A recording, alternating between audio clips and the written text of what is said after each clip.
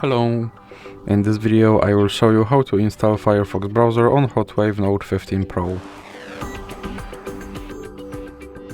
So you have to start by opening your Google Play Store, then click on search bar and type in Firefox. Now click search and click install.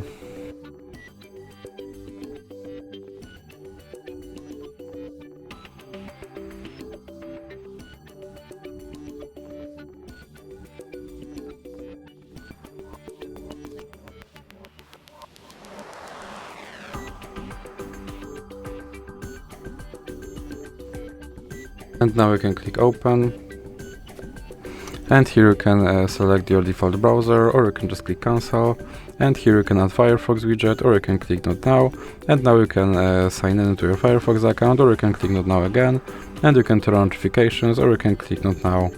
And now you can install extensions into your browser, or you can just click start browsing.